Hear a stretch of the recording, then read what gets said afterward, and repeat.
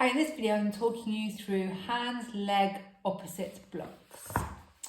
You're going to need some yoga blocks, preferably the heavy duty ones. I've got cork ones here, and you're going to have them on this, I call it setting.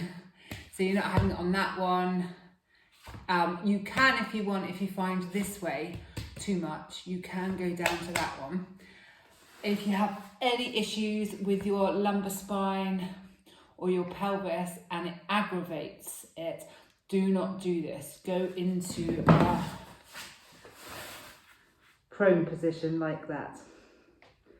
Okay, so any hint of horrible pain or horrible tension, you know your body best, so stop.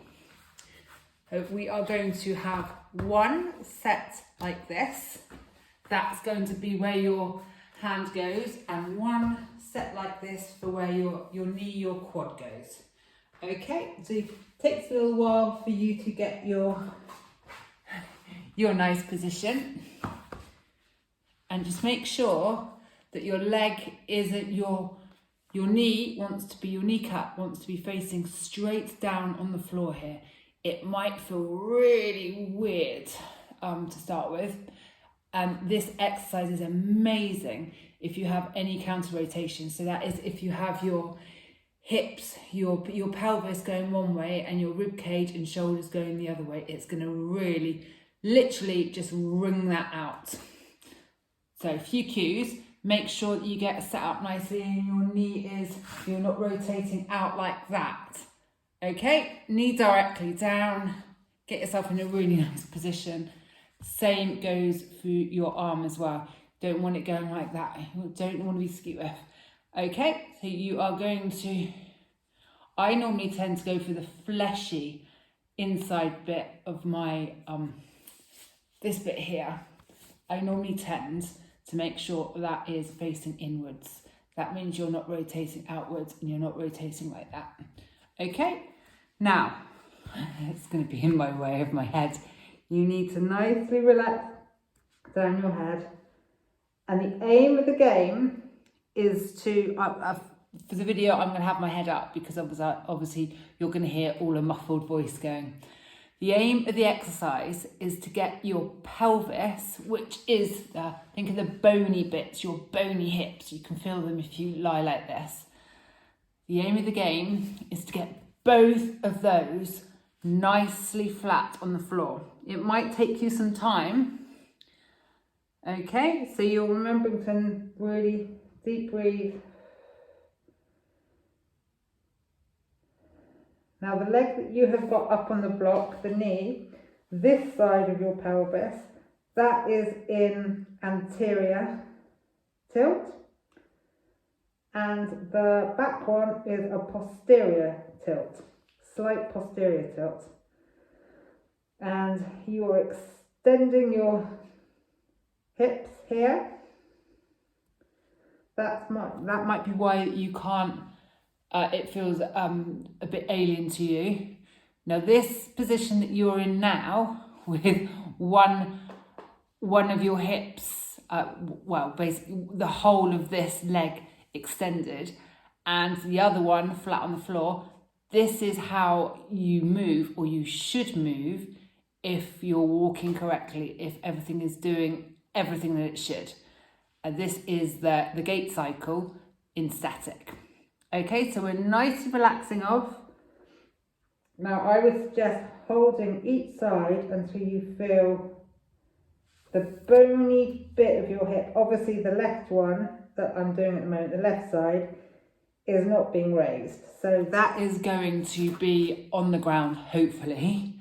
You're aiming for the side that you're doing, you are aiming for that to be nice and flat on the floor, the same level as the left one that you're not lifting up. Okay, both arms go out like this, nice and relaxed, no skew with legs and arms. And really, as you find that your breathing slows down, you really nicely relax into it. Each breath, you can feel your hip on the raised leg, it is going down to the ground. And again, once again, If you feel any pain, aggravated tension, stop. You're not ready for this exercise. Go back to the position, the prone position that I showed you at the beginning. Okay, so you're aiming for nice straight legs, nice straight arms, straight out, straight out. Nice deep breathing, in and out breaths exactly the same, through the nose if you can. And you want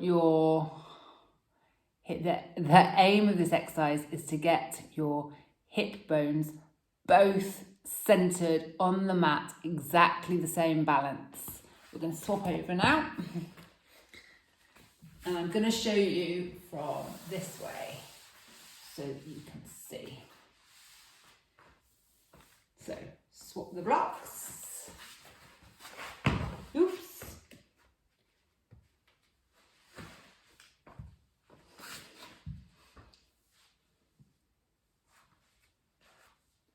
Okay. And as you can see, I've got both feet. Right one is nice and flat in the prone position. And this one feels really different to me. You might find that you've got a different side, and that means that you've got different things going on in your pelvis. Even you might find a different, more of a stretch on the arm that you've got on top of the block. This is such a good stretch for my shoulder, my right shoulder as well. Okay, so remembering the cues. Making sure that you're not skew width. Your knee is nicely centered and down facing on the floor, not like turned inwards or outwards. Your fleshy bits of your arm facing inwards. Place your head down on the ground and remembering to breathe.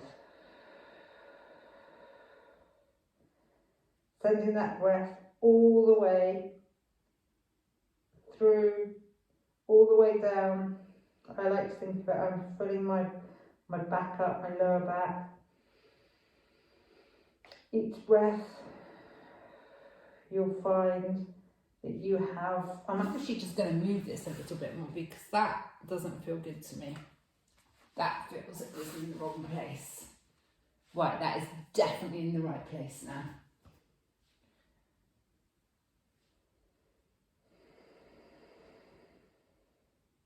Each breath, out breath, you should feel your hips leveling off.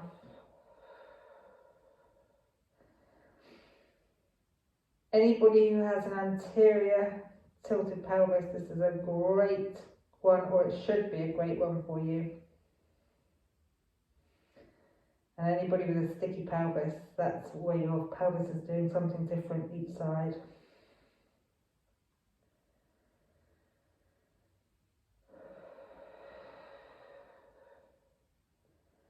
Okay, that is actually my side done on that side.